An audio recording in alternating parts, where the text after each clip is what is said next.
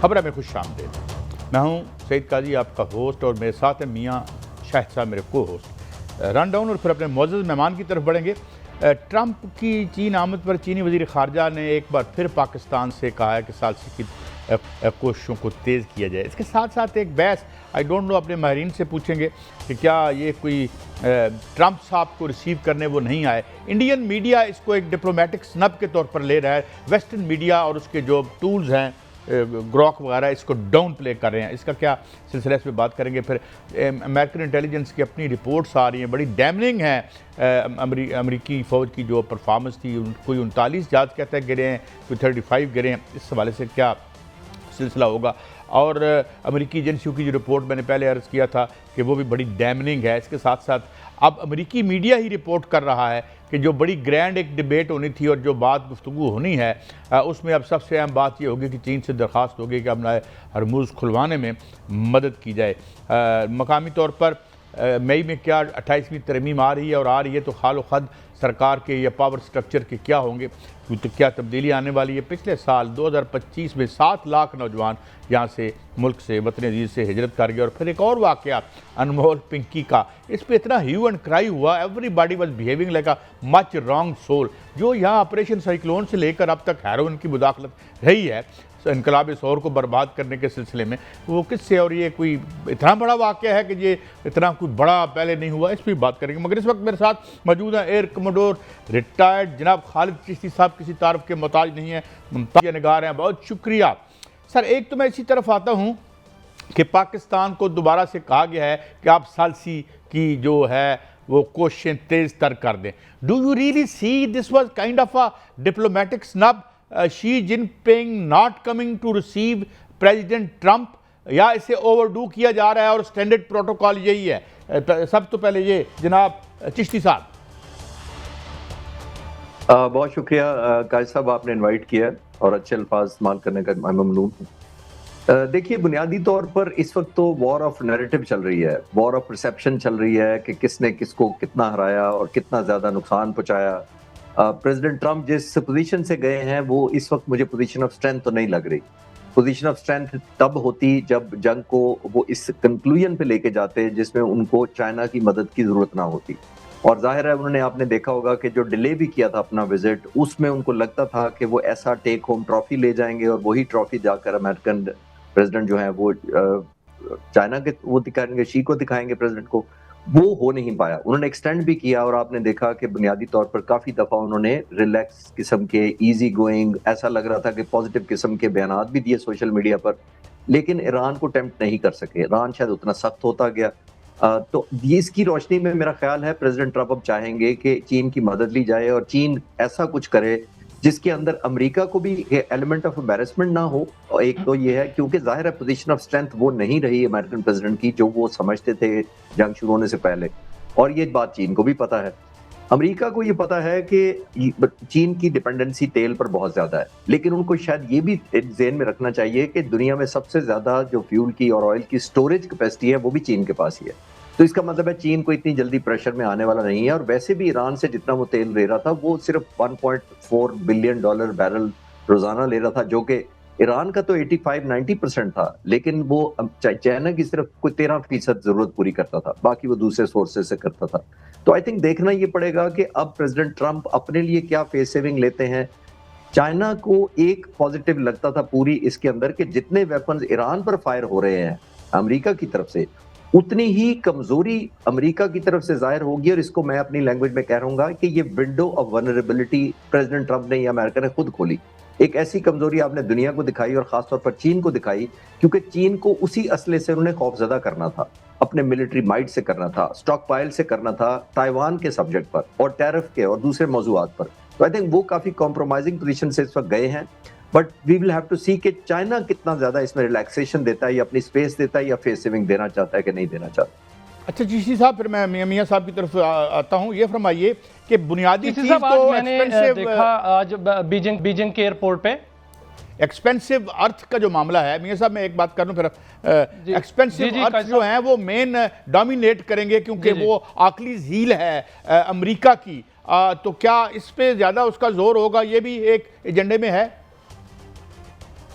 Expensive आपका लफ्ज मैंने मिस कर दिया, दोबारा कहेंगे जी? अर्थ एक्सपेंस, जो अर्थ, जो महंगी जो धातें हैं, ये जो असले में और जी जी जी जी जी काजी साहब, देखिए दुनिया में आप डॉलर छाप सकते हैं, ना आप ऑयल छाप सकते हैं, ना आप रेयर अर्थ मिनरल छाप सकते हैं। तो उसके जिसके पास होती है ना, उसकी बार्गेनिंग लीवरेज बहुत ज्यादा है। आप करेंसी अपनी अपनी छाप के आप बाइंग तो बढ़ा सकते हैं, लेकिन ये जो नेचुरल रिसोर्सेज होते हैं इनकी लिमिटेशन होती है। और चाइना के पास दुनिया में सबसे ज्यादा रेयर अर्थ मिनरल है। और दिलचस्प बात मैं आपको ऐड करता चलूं, जो पैट्रियट मिसाइल फायर हो रहे हैं और बहुत सारे वेपन फायर हो रहे हैं, उसका जो रॉ मटेरियल है, यानी रेयर अर्थ मिनरल जो इसके अंदर वेपनाइजेशन के लिए इस्तेमाल होता है, वो इन तमाम अमेरिकन कंपनियों की मोस्टली डिपेंडेंसी चाइना पर है। और इसका मतलब ये हुआ कि जब एक्सपैंड कर रहे हैं ये तमाम के तमाम वेपन, तो रेयर अर्थ मिनरल जब तक चाइना के कंट्रोल में है मेजॉरिटी, आपकी जो फर्दर जो आपने प्लग करना है वो गैप, जितने आपने म्यूनिशन कंज्यूम कर लिया है, स्टॉक पाइल कम कर लिया है, उसको रीबिल्ड करने में भी चाइना की कंट्रीब्यूशन होगी। तो चाइना का बड़ा डिफरेंट सा यूनिक किस्म की कॉम्बिनेशन है। एक उन्हीं वेपन से और मिसाइल से चाइना को थ्रेट किया जाता है, और जब वो मिसाइल बनाने होते हैं और वेपन का अपग्रेड करना होता है या उनका अपने स्टॉक पाइल बढ़ाना होता है, तो उसमें भी आपकी चाइना की जरूरत पड़ती है कि रेयर अर्थ मिनरल दे। तो आई थिंक अमेरिकन प्रेसिडेंट को इस वक्त खास तौर पर ये थर्ड टॉपिक होगा, स्टेट ऑफ हॉर्मोज ईरान के बाद और ताइवान के बाद, रेयर अर्थ मिनरल का, कि वो उसकी सप्लाई चाइना अनइंटरप्टेड अमेरिका को देता रहे, ताकि वो जितनी जल्दी हो स्टॉक पर डिपेंड कर सके। और अगर वो स्लो डाउन हो जाती है, जो कि चाइना के पास कैपेसिटी है कि वो सप्लाई उस रेट पे ना करे, तो अमेरिका की जो डेटरेंस है वो कॉम्प्रोमाइज रहेगी उतना अरसा तक। जी मियां साहब। जी साहब, आज मैंने देखा है, आपने भी देखा होगा, और इससे पहले हमने देखा कि ट्रंप के जितने भी दौरे होते रहे हैं वो एज सुपर ताकत के एक जो है सदर के तौर पर किसी भी एयरपोर्ट पर उतरते हैं। आज जिस तरह वो बीजिंग की एयरपोर्ट पर उतरे, और लग नहीं रहा था कि वो एक सुपर ताकत के सदर जो हैं वो बीजिंग पर जो है की एयरपोर्ट पर उतरे हैं, और उनका इस्तकबाल भी उसी तरह का ही हुआ। इस दौरे के बारे में मुख्तलिफ आरा हैं चिश्ती साहब। एक तो इसमें कहा जाता है कि जो मुज़ाकरात होंगे उसमें टेक्नोलॉजी की बात होगी, उसमें आबनाए हरमुज की बात होगी, उसमें ईरान और जो अमेरिका है उस जंग बंदी या उस जो मुज़ाकरात हैं उसका मुस्तकबिल जो है वो तय पाएगा। दूसरा ये भी कहा जा रहा है कि इस तरह में जो दौरा है वो इसलिए इस तरह का दौरा हो रहा है और ट्रंप जो है वो चल कर गए हैं कि अब अमेरिका सुपर ताकत नहीं रहा। तीसरी बात यह भी की जा रही है कि यही दौरा जो है या तावन को जो है वो तयन करेगा कि आइंदा जो है दोनों मुल्कों के दरमियान बेहतरीन तावन होगा, या दोनों मुल्कों के दरमियान जो आइंदा मुस्तकबिल में मुमकिन तसादुम नजर आ रहा है, जो कि तजारती तसादुम भी है, और हो सकता है कि इससे बढ़कर ताइवान के मसले पर दूसरा तसादुम जो है वो भी नजर आए, इसकी बुनियाद भी रखी जा सकती है। आप कैसे देखते हैं इस दौरे को सर? देखिए मियां साहब, दुनिया में जितनी भी डेटरेंस होती है ना, वो एक होती है आपकी सलाहियत पर और एक होती है हौसले पर। इंडिया पाकिस्तान का भी हमने देख लिया, सलाहियत इंडिया की ज्यादा थी, हौसला हमने कंपनसेट कर दिया। और अक्सर मैं कहता होता हूं कि अगर आपकी सलाहियत कम हो तो हौसला उसको कंपनसेट कर लेता है, लेकिन अगर आपकी सलाहियत ज्यादा हो और हौसला कम हो तो आपको मिलिट्री माइट या जो कैपेबिलिटी है वो कंपनसेट नहीं करती, उस जगह प्लग नहीं करती। अब अमेरिका इस वक्त, जैसे मैंने अर्ज किया, कि इस तरह नहीं है कि वो कमजोर हो गया मुल्क, या उनकी नेवी सबसे कमजोर हो गई, या एयरफोर्स कोई 30-35 जहाज जो रिपोर्ट कर रहा है मीडिया, वो उससे कोई 6,500 जहाजों में से अगर 35 माइनस हो गए हैं तो इसका मतलब वो एयरफोर्स कमजोर हो गई है। ऐसा नहीं है, अमेरिका अभी भी बहुत बड़ी सुपर पावर है, इसमें तो कोई शक नहीं है। लेकिन होता यह है कि आपने एक मिथ या एक रिजॉर्ट अपना, या आपने एक इंप्रेशन जो क्रिएट किया होता है वो कॉम्प्रोमाइज हो जाता है। और अक्सर मैं कहता हूं कि जो आप जिसकी तरफ आप इशारा कर रहे हैं, दुनिया में जैसे वेनेजुएला उन्होंने किया था, और नेतन्याहू ने इनको कहा होगा कि ये वेनेजुएला प्लस है, और मैंने उस वक्त भी कहा था कि अगर ईरान पर हमला किया तो ये एक एडिक्टिव सोच होगी, यानी आपको जब इतनी क्विक विक्ट्री मिल जाती है, शॉर्ट टर्म मिलती है, टाइम नहीं लगता, मिलिट्री का एक्सपेंड नहीं होता, आपके जाने नहीं जाती, तो आपको ये नशा कर देती है विक्ट्री। आप समझते हैं कि मिलिट्री जो होती है वो हर वक्त हर जगह और हर टारगेट में इस्तेमाल हो सकती है, और यही सबसे बड़ी गलती उन्होंने की, तो वो यूज कर लिया। अब जो चाइना के खिलाफ कर रहे हैं, तो उन्होंने खुद, मैंने जैसे पिछले सवाल के जवाब में अर्ज किया कि विंडो ऑफ वल्नरेबिलिटी तो खुद खोल दी है प्रेसिडेंट ट्रंप ने। और ये भी ज़हन में रखिएगा कि अमेरिका पर किसी ने हमला नहीं किया था जो अनफोर्सीन हो गया, उनको तो पता ही नहीं लगा क्योंकि उनकी चॉइस नहीं थी।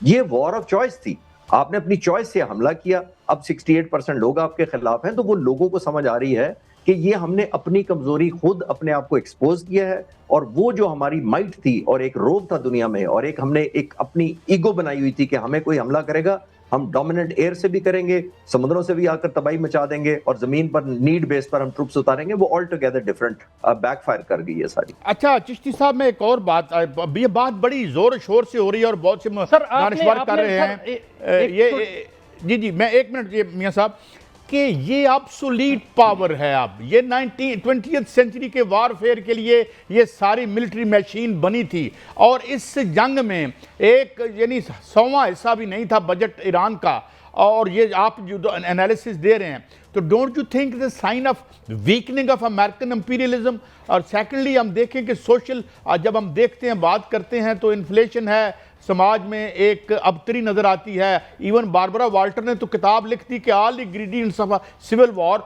Are present in America. Do you see these are potent threats are being over exaggerated? देखिए काजी साहब, मैं इतनी जल्दी जजमेंटल नहीं होना चाहता अमेरिकन माइट के मुतालिक, ना उनकी मिलिट्री के मुतालिक, ना उनकी इकोनॉमी के मुतालिक, क्योंकि एक जंग अमेरिका की कैपेसिटी से बाहर नहीं है। मैंने तो अर्ज किया कि मिलिट्री जो उन्होंने वेपन्स एक्सपेंड किए उन पे कॉम्प्रोमाइज हुआ है। मैंने थोड़ी देर पहले कहा कि आप ऑयल और इनरिचमेंट और बाकी जो आपके मिनरल्स होते हैं, सॉरी, वो आप नहीं बना सकते। आप डॉलर तो अभी भी उनकी सबसे स्ट्रॉन्गेस्ट करेंसी है।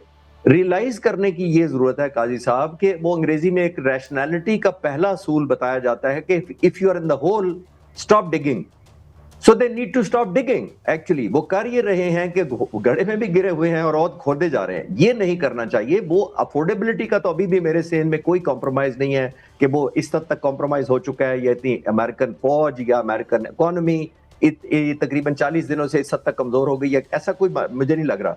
लेकिन जाहिर है जब आपका एक इंप्रेशन टूट जाता है लोगों के जहनों में, एक माइट बनी होती है। जी मैं कंक्लूड कर लूं अगर एक जुमले से, तो मैं सिर्फ लिंक करना चाहता था कि जो कोई शक नहीं कि अमेरिका जो है सुपर ताकत है, उसकी मिलिट्री बहुत ताकतवर है। इसमें जी जी जी कंक्लूड करें, आप कंक्लूड करें सर, प्लीज कंक्लूड करें जी। मैं सिर्फ ये लिंक कर रहा था कि अभी देखें कितनी दिहाइयों से अमेरिका मिडिल ईस्ट के एयर बेसिस पर, नेवल बेसिस पर, अपने वेयर हाउस, यहाँ पे उसने बहुत ज्यादा स्टॉक पाइल रखा हुआ था। वो किस पे रखा हुआ था? उसी मिथ और माइट के ऊपर रखा हुआ था कि मेरे होते हुए आपको किसी और की प्रोटेक्शन की जरूरत नहीं है। तो आया ये जो 2 महीने गुजरे उसके अंदर वो सारा कॉम्प्रोमाइज हुआ कि नहीं हुआ? बस ये मैं सबमिट कराना चाह रहा हूँ सर। चिश्ती साहब, यही जो आपने बात की है वो मिथ की बात मैं करने लगा हूं सर, कि आपने बिल्कुल ठीक है कि अमेरिका जो है सुपर ताकत है, उसकी मिलिट्री बड़ी ताकतवर है, उसके पास टेक्नोलॉजी है, असला है, जहाज हैं, 600 जहाज हैं, इसमें कोई शक नहीं। लेकिन एक ऐसा मुल्क जो 40 सालों से जो है वो पाबंदियों में जकड़ा हुआ है, जिसके पास खाने को कुछ नहीं, उन्होंने अमेरिका के जो है 39 जहाज जो है वो गिराए हैं। ये अमेरिकन कांग्रेस में जो है, बल्कि जो सेनेट की कमेटी है उसमें अमेरिकन कांग्रेस ने मैन ने जो है वो इसका इतराफ़ किया है, और उन्होंने एक वार जोन वेबसाइट का हवाला दिया, और पेंटागन के एक अफसर के बाकायदा जिम्मेदार से उन्होंने क्वेश्चंस किए इस हवाले से। उन्होंने कहा कि F-35, F-15, A-10 KC-130 air fuelling तैयारे और जासूसी तैयारे और HQ-924 ड्रोन्स, और इसके अलावा कुछ ऐसे तैयारे और ऐसे फौजी असासे जिनको उन्हें खुद तबाह किया कि उसकी जो है वो इंजीनियरिंग ना हो सके। तो एक ऐसे मुल्क के पास सर जिसके पास कोई टेक्नोलॉजी नहीं थी, जिसके पास कोई रडार नहीं था इस तरह बड़ा, जिसके पास कोई फजाइया नहीं थी, उसने 39 तैयारे गिराना, इससे पहले कभी आपने सर देखा किसी जंग में, अमेरिका की जंग में इतना बड़ा नुकसान? जी नहीं, बिल्कुल आपकी बात ठीक है। और मैंने जैसे थोड़ी देर पहले अर्ज किया कि ये डेफिनेटली कम बैक किया, और थोड़ी देर पहले मैंने एक और भी बात अर्ज की थी कि अगर आपकी कैपेसिटी कम हो और हौसला ज्यादा हो तो आपकी कमजोरी जो मिलिट्री की होती है उसको हौसला कंपनसेट कर लेता है। तो ये 40 दिन जो ईरान ने जंग लड़ी, किस पर लड़ी? मिलिट्री का तो कोई कंपैरिजन दूर दराज नहीं है उनकी मिलिट्री माइट का अगेंस्ट अमेरिका। तो आई थिंक उन्होंने नंबर 1 रिजॉल्व किया है।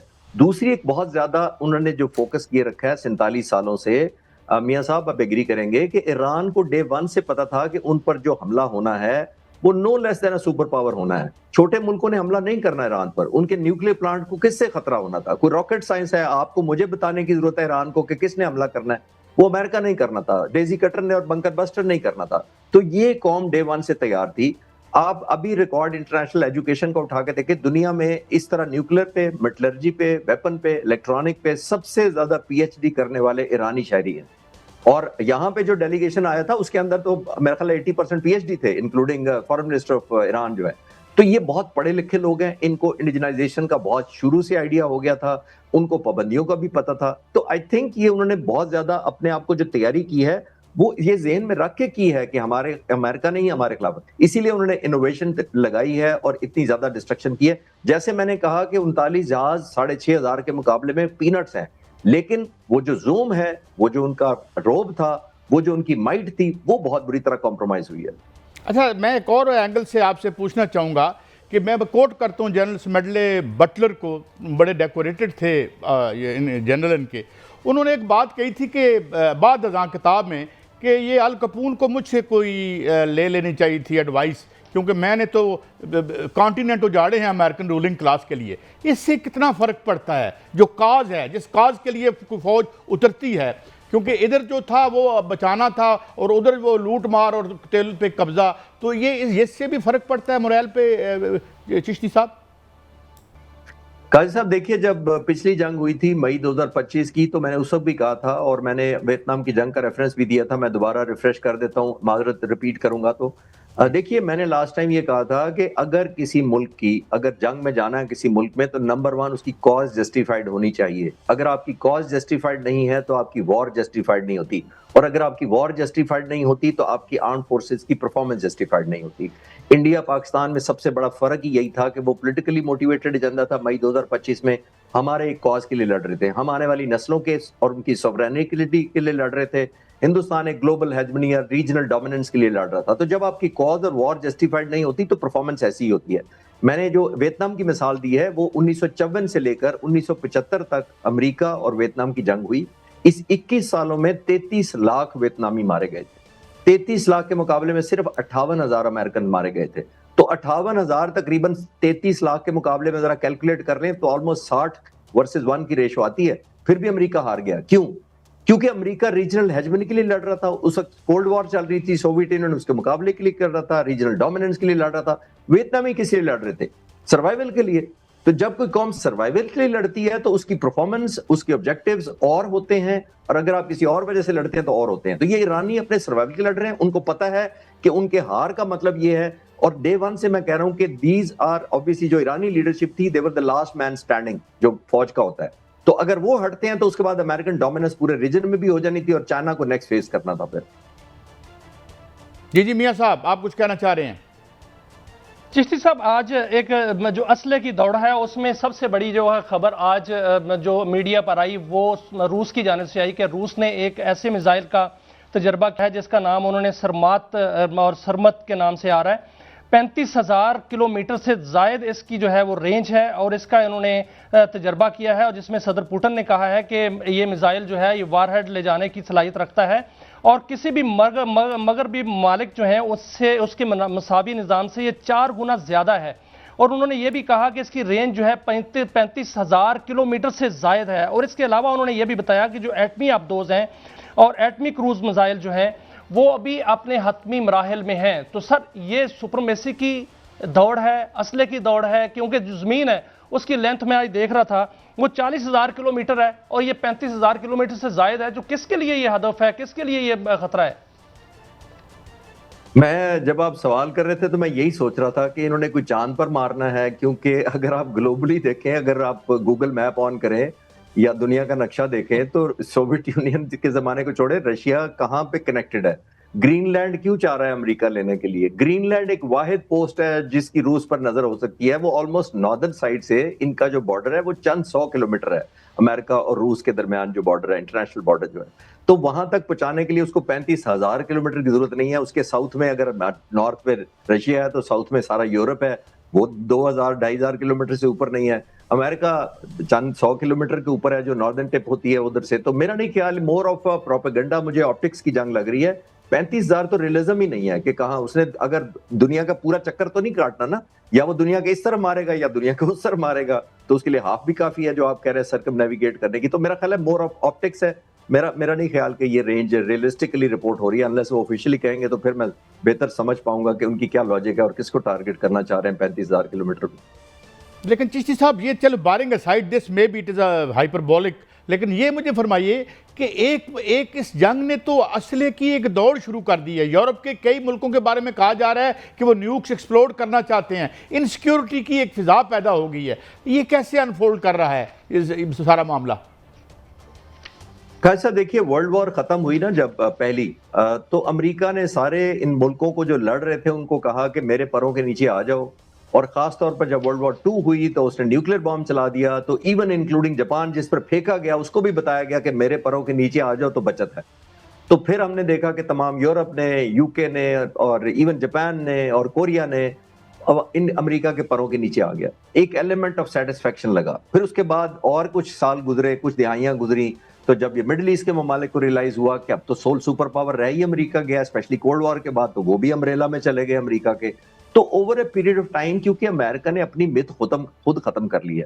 देखिए, इतना ज्यादा जो माइट इस वक्त असला आया है, ये इराक को फतह करने के लिए इस दफा डिप्लॉय हुआ था 2003 में, लेकिन इराक 1/4 है ईरान का, डेजर्ट है सारे का सारा। वहां पर हमला करना, बंकर बस्टर मारना कोई मसला ही नहीं था। कम वहां पे इराकी फौज छुप ही नहीं सकती थी कहीं पे पूरे डेजर्ट के अंदर।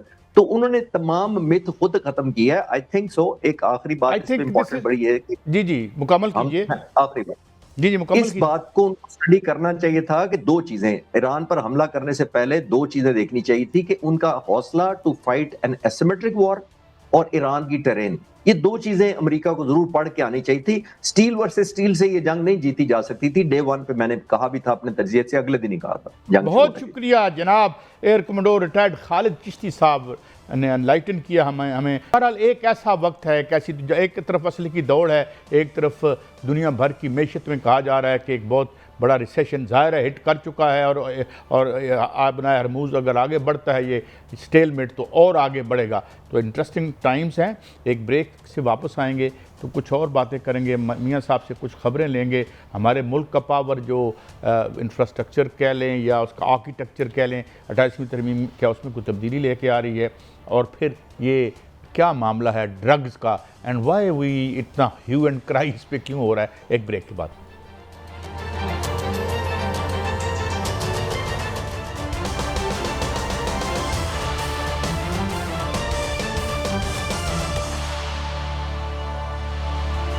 Welcome back. ये साहब, ये तो हमने की दुनिया की जो बड़ी ज़ाहिर एक समिट चल रही है, देखेंगे इसको कैसे अनफोल्ड करती है, हम इसे रिपोर्ट भी करते रहेंगे। लेकिन ज़रा अंदर के मुआज पे ये बताइएगा कि ये जो खबर है मियाँ साहब के 2025 में 7 लाख से ज़्यादा नौजवान जो हैं, और हम ये देख रहे हैं कि हर साल बहुत नौजवान बाहर जा रहे हैं, और इसमें कोई हैरत की बात भी नहीं है। जिस तरह से हम बिजली महंगी कर रहे हैं, जिस तरीके से हम पेट्रोल महंगा कर रहे हैं, और जिस तरीके से इसकी वजह से डी इंडस्ट्रियलाइजेशन का प्रोसेस हो रहा है। कई दफ़ा हमने स्टोरीज़ की हैं और आपने भी स्टोरीज़ की हैं कि हमारी कई लूम्स जो हैं, और जो हमारा इंडस्ट्रियल हब हुआ करता था फैसलाबाद, तो वो उसमें जिस तरीके से डी इंडस्ट्रियलाइजेशन हुई है, तो ज़ाहिर है यूथ तो कहीं जाएगी और अपने रास्ते तलाश करेगी, क्योंकि बाहर जाने का एक फ़ायदा तो होगा उन्हें कि बिजली भी शायद उन्हें यहाँ से सस्ती मिल जाए, और पेट्रोल भी, क्योंकि ये दोनों चीज़ें शायद दुनिया में सबसे महंगी हम ही आवाम की खिदमत में पेश कर रहे हैं, क्योंकि हमारा ज़रिया मुआश जो है वो यही इनडायरेक्ट टैक्सेशन है, या फिर हम महंगा कर्जा लेकर आवाम पर बोझ डालकर वो कर्जा वापस करते हैं, और 20, 22, 23 बिलियन डॉलर जिस तरह UNDP कहता है कि उसमें लल्ले तलल्ले करके बड़ी बड़ी गाड़ियाँ देखें। ज़रा माशाल्लाह मैं उस दिन देख रहा था, सेनेट के चेयरमैन हमारे जमहूरियत के बहुत बड़े वारियर जो है, उनकी मैं गाड़ी देख रहा था, बड़ी देर तक मुझे देखना पड़ा, खासी लंबी थी। तो ये फिर तो इस तरह होगा क्या? इसमें इस हवाले से क्या आपके पास खबर है मियाँ साहब?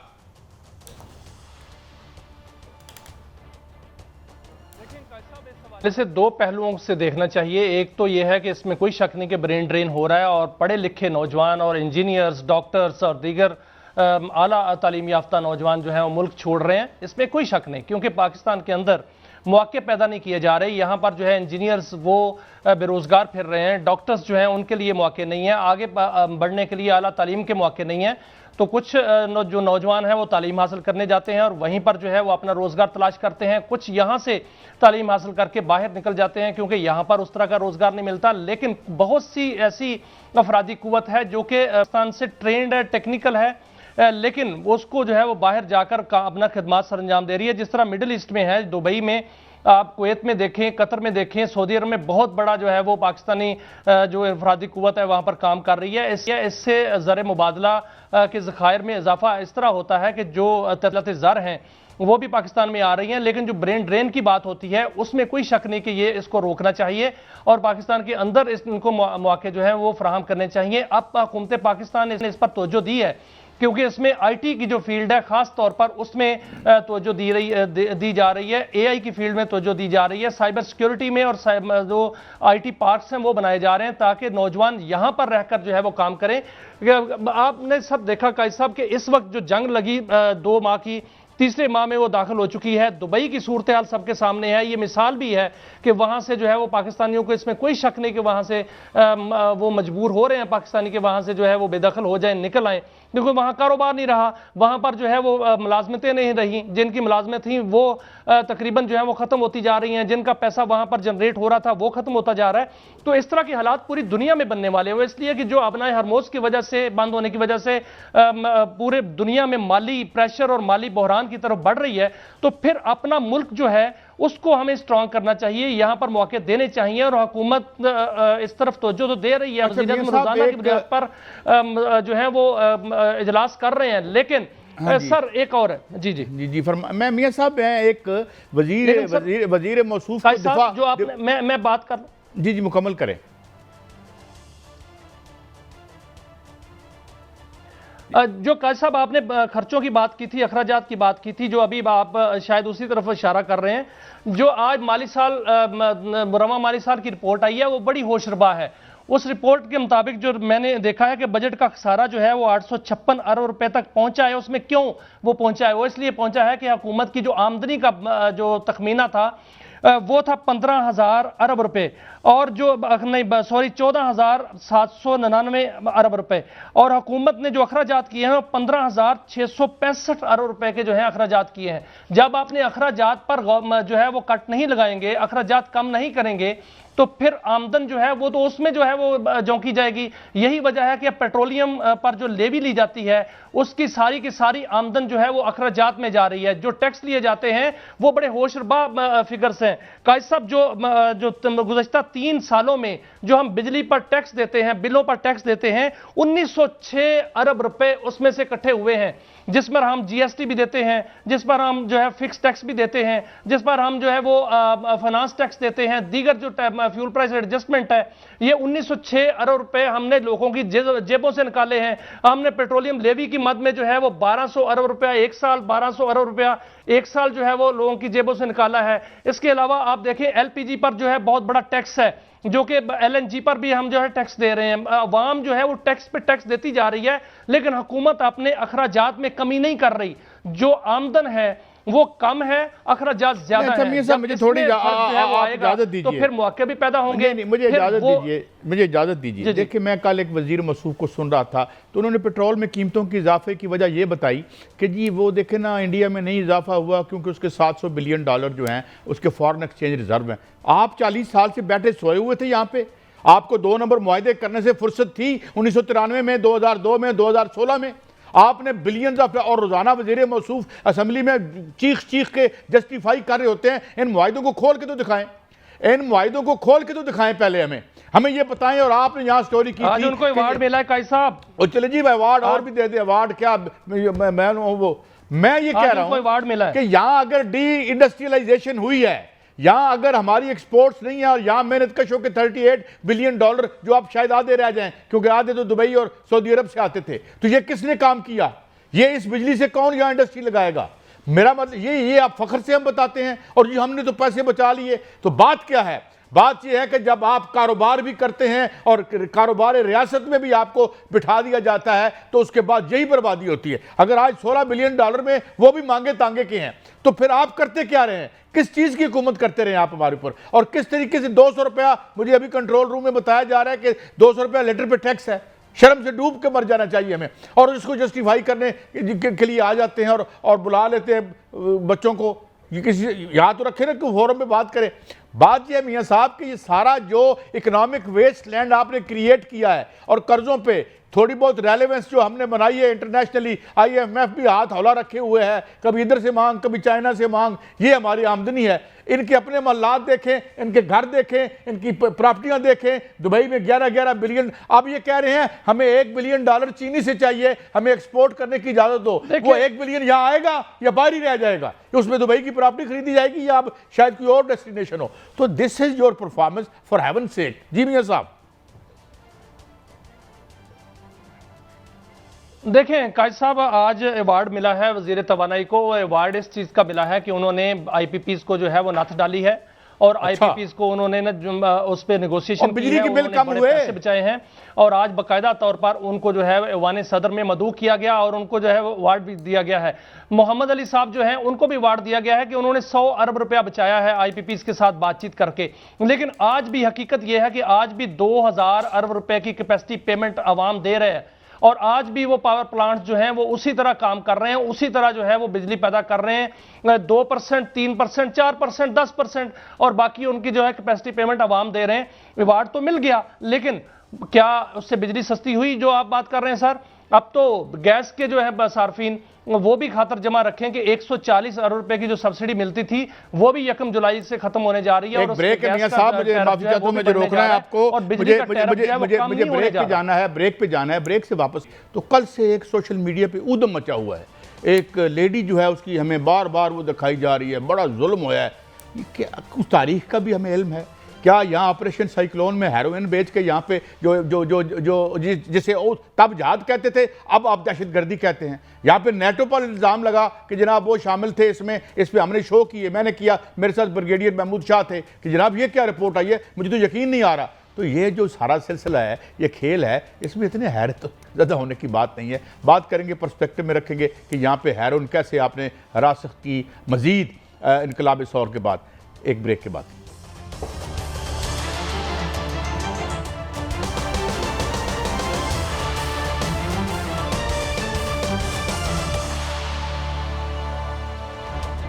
वेलकम बैक नाजरीन। हमें ज्वाइन किया है मारूफ साफ़ी और फ़हीम सिद्दीकी साहब, जो जराइम की दुनिया को कवर करने जैसा मुश्किल और ख़तरनाक एक जर्नलिज़म करते रहे हैं। बहुत शुक्रिया सिद्दीकी साहब।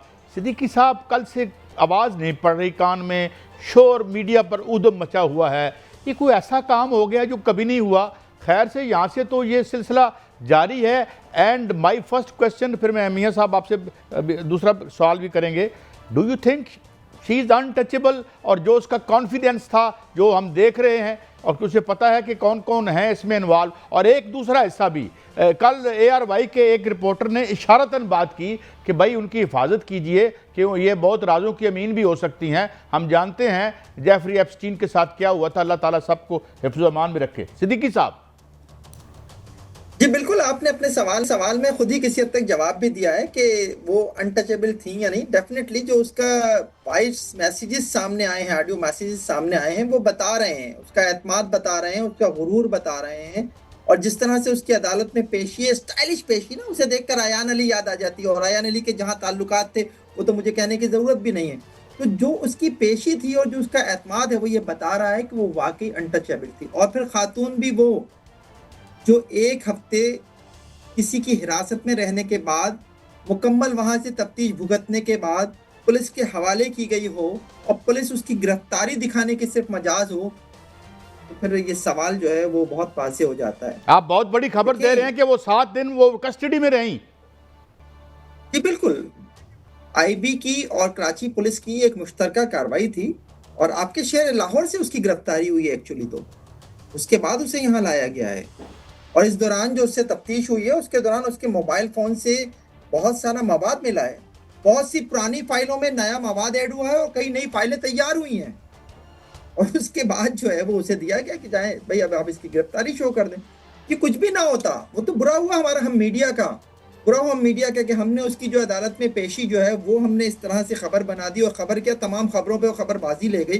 और इसके अलावा जो वो खुद अपने ऑडियो मैसेज में कह रही है कि मैंने कराची में अंधेर मचा रखा है, तो इस वक्त तो मीडिया में उसने अंधेर मचा रखा है, बल्कि पिंक मचा रखा है, पिंकी पिंकी किया हुआ है उसने सबको। तो जी ये है सिचुएशन जनाब कि हाँ जी मियाँ साहब, देखिए साहब, ये बहुत बड़ी खबर आपने दी है और बहुत बड़ी खबरें बल्कि दी हैं। जो अनमोल पिंकी हैं, जो कि कल से बिल्कुल मीडिया पर हैं और स्क्रीन से उतर ही नहीं रही, ये कहा जा रहा है, जो मैंने आज पढ़ा, कि इस्लामाबाद तक, रावलपिंडी तक और लाहौर तक इनकी जो है वो पहुंच थी। बल्कि ये कहा जा रहा है कि पूरे मुल्क में और मुल्क से बाहर भी इनकी पहुंच थी। और वो मंशियात का कारोबार जो करती थी, ना सिर्फ मंशियात का कारोबार बल्कि मंशियात वो बनाती थी। तो इतना बड़ा नेटवर्क 2021 से चल रहा था अब तक, तो वो अब जो है वो उनको पकड़ा गया, वो भी लाहौर से पकड़ा गया, कराची की अदालत में पेश किया गया। ये बहुत गंभीर सी और उलझी हुई कहानी है सर। इसके पीछे जो आप कह रहे हैं, अभी काजी साहब भी बता रहे थे कि बहुत सा कोई बड़ा राज हो सकता है, तो वो किस तरह के राज हो सकता है जो कि अभी जो है वो यहाँ होना बाकी है। उनके मोबाइल से बहुत से जो है वो राज भी जो है वो मिले हैं, क्योंकि कराची के अंदर आपको याद होगा कि डॉन की एक खबर में आज देख रहा था कि $1 बिलियन की जो मंशियात एक घर से पकड़ी गई। तो कराची में इतना बड़ी मंशियात जो कि $1 बिलियन, जो कि हम IMF से लेने के लिए तरले कर रहे हैं, और वहां से एक घर से जो है वो $1 बिलियन की मंशियात, इसके पीछे कितना बड़ा नेटवर्क है? क्या कि आलमी नेटवर्क जो है वो कराची में मौजूद है? देखिए, कोकेन वगैरह या ये वीड वगैरह ये कराची में नहीं बनती, पाकिस्तान में नहीं बनती, ये जाहिर है बाहर से आती हैं। जब बाहर से आनी है तो आपको किसी इंटरनेशनल ड्रग सिंडिकेट से राब्ते में रहना भी ज़रूरी होता है, उसका हिस्सा बनना भी ज़रूरी होता है। जिस लेवल की ये खातून कोकेन सप्लाई कर रही थी कराची से लेके लाहौर और इस्लामाबाद तक, तो उस लेवल के लोगों के राब्ते बहुत जगह होते हैं और फिर उनको बहुत से लोगों की सपोर्ट भी होती है। अशराफिया की सपोर्ट होती है, पुलिस की सपोर्ट होती है, इदारों की सपोर्ट होती है, ब्यूरोक्रेसी की सपोर्ट होती है। उसके बगैर तो कुछ भी नहीं चल सकता ना। और वो ये सब कुछ कर रही थी और बहुत ही एतमाद के साथ कर रही थी। यानी उसने अपना ब्रांड बनाया हुआ था, मैडम पिंकी ब्रांड। उसकी 3 किस्म की तो उसकी पैकिंग्स थी, सिल्वर पैकिंग अलग थी, गोल्ड पैकिंग अलग थी, एक ट्रांसपेरेंट पैकिंग अलग थी, उसके सबके अलग अलग रेट थे। वो बाकायदा सोशल मीडिया ऐप्स का इस्तेमाल करती थी, उस पर वो लिखती है। मेरे पास कल मेरी एक सोर्स ने जो मुझे एक मैसेज फॉरवर्ड किया कि वो किस तरह के मैसेजेस जो है वो अपने सर्कल में भेजा करती थी। उसमें वाज़ेह अल्फाज में लिखा हुआ है जनाब कि अगर आपको कितनी मंशियात चाहिए और उसके क्या रेट होंगे। यानी वो बाकायदा तौर पर एक सेल लगाती थी। और सेल लगाने का अंदाज क्या था उसका, कि उसमें वो लिखती है कि अगर आपको 1 पीस चाहिए तो वो आपको 15,000 का मिलेगा, लेकिन अगर आप जो है 1 से ज्यादा लेते हैं तो मैं आपको 12,000 में दूंगी। और अगर आप डीलर हैं, देखिए ये भी सुनिएगा कि वो सिर्फ और सिर्फ पार्टीज को या इंडिविजुअल्स को नहीं दे रही होती थी। वो लिखती है उस मैसेज में कि अगर आप डीलर हैं, डीलर से मुराद मसाज सेंटर की आड़ में बहुत कुछ चल रहा होता है, ब्यूटी पार्लर की आड़ में बहुत कुछ चल रहा होता है, तो वहां पर भी सबकी डिमांड होती है। तो उसके लिए उसने अलग रेट रखे हुए थे कि अगर आप जो है मुझसे 1 किलो लेते हैं तो फी पीस आपको 9,000 रुपए का पड़ेगा। और इसी मैसेज में बड़े इंटरेस्टिंग लेकिन बात सिद्दीकी साहब ये बहुत बड़ा नेटवर्क है। बिल्कुल जी जी सिद्दीकी साहब, बहुत बड़ा नेटवर्क है जो कि पकड़ा गया। उसकी सरगना तो पकड़ी गई, अब नेटवर्क पकड़ा जाएगा तो पता नहीं। लेकिन सिद्दीकी साहब, क्या जो इशराफिया है, जो बज़ाहिर है इसके पीछे कोई ना कोई तो है। अच्छा, क्या ये टाइम थोड़ा है, उसी तरह दाखिल दफ्तर हो जाएगा? इसका मुस्तकबिल क्या देख रहे हैं, या वो नाम आएंगे सामने? मियाँ साहब, मैं एक सवाल और पूछ लूँ बड़ा, ये बताइए कि जो 7 दिन वो रहीं तो कोई सामान रख लिया गया है, कुछ फाइलों में इजाफे हो गए हैं, कोई सियासी खुदा न खास्ता डायमेंशन तो नहीं हो सकती? बिल्कुल हो सकती है। देखिए, फाइलें बनती क्यों हैं? उनके कोई ना कोई मकासद होते हैं ना, वो कहीं ना कहीं इस्तेमाल होती है ना फाइलें। तो अभी थोड़ा सा आपके जो आपका दारुल हुकूमत है वहां पे कुछ मजीद चीजें अभी होनी है, कोई डेवलपमेंट होनी है पॉलिटिकल भी, तो उस वक्त जो है यकीनन उनका इस्तेमाल हो सकता है, ये मुमकिन है। और फिर जो दूसरा सवाल मियाँ साहब का था उसका भी मैं जवाब दे दूं कि देखिए, ऐसे लोग अगर जेल चले भी जाएं तो कोई फर्क नहीं पड़ता। हमारी जेलें कोई क्राइम को रोकने के लिए नहीं होती, वहां बैठकर जो है वो बाकायदा तौर पर नेटवर्क चलाए जाते हैं। तो बिल्कुल पिंकी भी वहां बैठकर अपना नेटवर्क चला सकती है। तो यहाँ CCD ने भी इसके साथ तफ्तीश नहीं की, ये भी एक बड़ी हैरत की बात है। देखिए, CCD ने तो नहीं उठाया ना, उठाया तो इंटेलिजेंस ब्यूरो ने था ना, इसे IB ने उठाया वहां से और उठा के जो है वो कराची पुलिस को दिया है।